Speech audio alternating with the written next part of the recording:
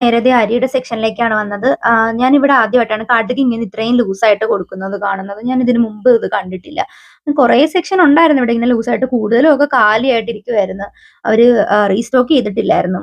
ഇതിനിടയ്ക്ക് ഞാൻ ഗുഡ് ലൈഫിന്റെ ബസ്മതി റൈസ് കണ്ടിട്ടുണ്ടായിരുന്നു. അപ്പൊ അത് 1 കിലോയുടെ പാക്കറ്റ് എന്തോ 74ഓ 84ഓ ആ ഒരു റേഞ്ചിലാണ് വരുന്നത്. അപ്പൊ ഞാൻ ഓർത്തു പുറത്തുനിന്ന് നമുക്ക് ലൂസായിട്ട് ബിരിയാണി അരി വാങ്ങിക്കാം എന്നുള്ള പ്ലാനിൽ ഞങ്ങൾ ബാക്കി സാധനം, അതായത് ഇപ്പൊ മല്ലിയിലയും പുതിനയിലയാണ് ഇപ്പൊ തപ്പിക്കൊണ്ടിരിക്കുന്നത്. അങ്ങനെ വന്നപ്പോഴത്തേക്കും എല്ലാം ഒരുമാതിരി വാടി കിടക്കുമായിരുന്നു. പിന്നെ കൂട്ടത്തിൽ ഒരു ഭേദം ഉണ്ടായിരുന്ന ഒരു മല്ലിയില നോക്കി, അധികം വാടാത്തത് നോക്കി ഒരെണ്ണം ജ്യൂസ് എടുത്ത്. പിന്നെ പുതിനയില 2 കെട്ടേ ഉള്ളായിരുന്നു. അതിനകത്തും നല്ലൊരെണ്ണം നോക്കി ഞങ്ങൾ ഇങ്ങ് എടുത്ത്. കാരണം വേറെ അവിടെ അതിൽ നല്ലതായിട്ട് വേറെ ഒന്നും ഇല്ല അവിടെ. അങ്ങനെ പിന്നെ അത് തന്നെ അങ്ങ് എടുത്തു. പിന്നെ നമുക്ക് ആവശ്യം ഉണ്ടായിരുന്ന സാധനം തൈരാണ്. അപ്പൊ തൈര് എടുക്കാൻ വന്നപ്പോഴത്തേക്കും ജോസു ലസ്സി കണ്ട് ലസ്സി നോക്കുമായിരുന്നു. പിന്നെ നമ്മൾ ഈ സെക്ഷനിൽ നിന്ന് എപ്പോഴും വാങ്ങിക്കുന്നതാണ് സംഭാരം. ഇത്തവണ വന്നപ്പോഴത്തേക്കും അതില്ലായിരുന്നു.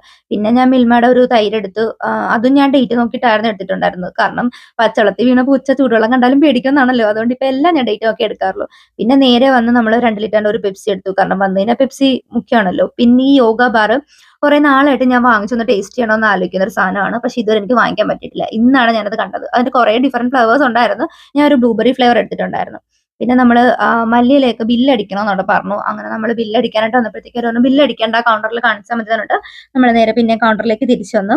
അത്യാവശ്യം നല്ല തിരക്കുണ്ട് കേട്ടോ. നല്ല തിരക്കെന്ന് പറഞ്ഞാൽ നമുക്ക് അവിടെ മാളില് എന്താ നിന്ന് തിരിയാൻ പറ്റാത്ത രീതിയിൽ ഭയങ്കര തിരക്കായിരുന്നു. എനിക്ക് തോന്നുന്നു സ്കൂൾ തുറക്കുന്നതിന്റെയൊക്കെ ആയിരിക്കും. നമ്മൾ കൗണ്ടറിൽ ബില്ലടിക്കാൻ വന്നിട്ട് ഭയങ്കര തിരക്കായിരുന്നു.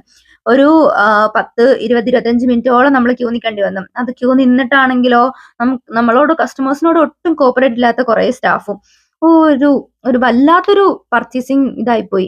ഇതുവരെ എനിക്ക് റിലയൻസിൽ ഇങ്ങനെ ഒരു എക്സ്പീരിയൻസ് ഉണ്ടായിട്ടില്ല. പക്ഷെ ഇതെന്തോ ഭയങ്കര സ്റ്റാഫ് ആണെങ്കിൽ ഇത്രയും കസ്റ്റമർ നിൽക്കുന്ന പെട്ടെന്ന് ബില്ലടിച്ച് വരണം അങ്ങനെയുള്ള ഒരു മെന്റാലിറ്റിയേ ഇല്ലായിരുന്നു. അവരെന്തൊക്കെയോ കഥയും പറഞ്ഞ് കാര്യങ്ങളൊക്കെ പറഞ്ഞ് അവർ അവരുടേതായ ഒരു മൈൻഡിൽ നിൽക്കുക. പെട്ടെന്ന് കസ്റ്റമറിനെ വിടാനുള്ള ഒരു മര്യാദ അവർ കാണിച്ചില്ല. പിന്നെ നമ്മൾ കുറെ നേരം പോസ്റ്റായി എങ്ങനെയെങ്കിലും ഒന്ന് ബില്ലടിച്ചിട്ട് ഇറങ്ങിയാൽ മതി എന്നുള്ളതായി. അങ്ങനെ പിന്നെ നമ്മൾ വാങ്ങിച്ച പ്രൊഡക്റ്റ് എല്ലാം അവര് ബില്ലടിക്കാൻ വാങ്ങിച്ചു വെച്ചിട്ടും അവര് ബില്ലടിക്കുന്നില്ലായിരുന്നു. കുറെ നേരം കഴിഞ്ഞ് നമ്മൾ അങ്ങോട്ട് ചോദിച്ചു, ചേട്ടാ ഇതൊന്ന് ബില്ലടിച്ച് തരാമോ എന്ന് ചോദിച്ചതിന് ശേഷമാണ് അവർ നമുക്കൊരു ബില്ലടിച്ച് തന്നത്. കാരണം നമ്മൾ പ്രൊഡക്റ്റ് എല്ലാം എടുത്ത് വെച്ച് കഴിഞ്ഞിട്ടും എനിക്ക് തോന്നുന്നു ഒരു 5-8 മിനിറ്റ് കൂടെ പിന്നെയും വെയിറ്റ് ചെയ്യേണ്ടി വന്നു അവരൊന്ന് ബില്ലടിച്ച് നമ്മൾ പേയ്മെന്റ് ചെയ്യാനായിട്ട്. വല്ലാത്തൊരു വേസ്റ്റ് എക്സ്പീരിയൻസ് ആയിരുന്നു ഇന്ന്. പിന്നെ നമ്മൾ എങ്ങനെയൊക്കെയോ ബില്ലടിച്ച് പേയ്മെന്റ് ഒക്കെ ചെയ്ത് പുറത്തിറങ്ങി. പിന്നെ നമ്മൾ നേരെ അരി വാങ്ങിക്കാനായിട്ടാണ് പോയത്. പുറത്ത് ഒരു കടയിലാണ് പോയത്. അവിടെ ചെന്നപ്പോഴത്തേക്ക് 1 കിലോയ്ക്ക് 150 രൂപ. അപ്പോഴാണ് എനിക്ക് പറ്റിയ അമളി മനസ്സിലായത്. ഞാൻ ഇരട്ടി പൈസ കൊടുത്താണ് ഗൈസ് അരി വാങ്ങിച്ചത്.